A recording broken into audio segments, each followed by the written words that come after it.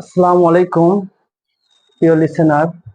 তোমাদের সামনে আজকে আমি একটা ছোট্ট বিষয় আলোচনা করব, যেটা আমাদের পরীক্ষাগুলোতে বিভিন্ন সময় এই নিয়ে আমাদের অনেক ঝামেলা বাধে।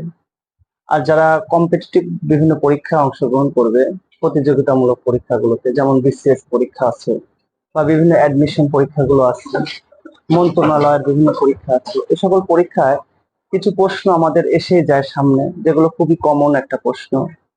সেগুলো নিয়ে আমি বিশেষ করে আলোচনা করব।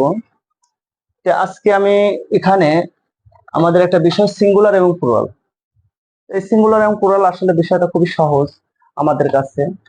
তবু কিছু নিয়ম, যেমন কিছু শব্দ আছে ফরেন শব্দগুলো, ল্যাটিন এবং গ্রিক ভাষা থেকে যে শব্দগুলো আমাদের আসে, এগুলোকে সিঙ্গুলার থেকে প্লুরাল করতে গেলে আমরা অনেক সময় ঝামেলায় পড়ে যাই।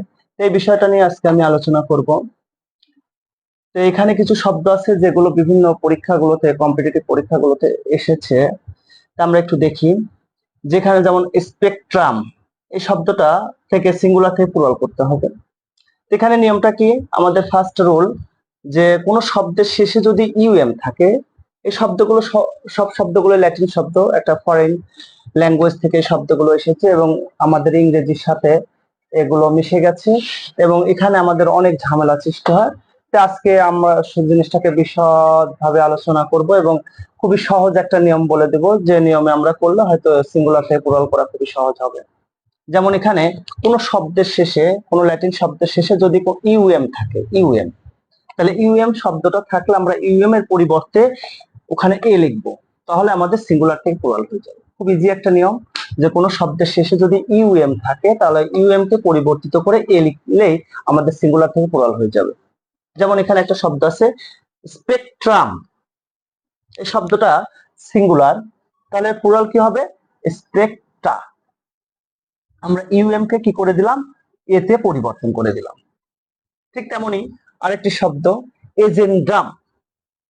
এজেন্ডাম শব্দটাকে প্লুরাল করতে হলে কি হবে? এই ইউএম টাকে এ করে দিলে কি হবে? এজেন্ডা।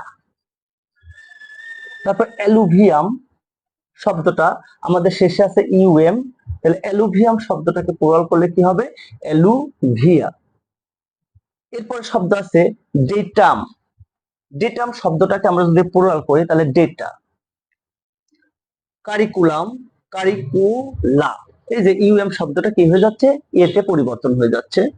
তারপর ব্যাকটেরিয়াম, ব্যাকটেরিয়াম সিঙ্গুলার, তার প্লুরাল শব্দ হলো ব্যাকটেরিয়া, জীবাণুগুলোকে আমরা বলে থাকি। হিলাম, হিলাম শব্দের সিঙ্গুলার থেকে প্লুরাল করতে গেলে আমাদের ইউএম টাকে এ পরিবর্তন করলে কি হবে? হিলা। মিডিয়াম, তাহলে আমরা কি বলবো? মিডিয়া।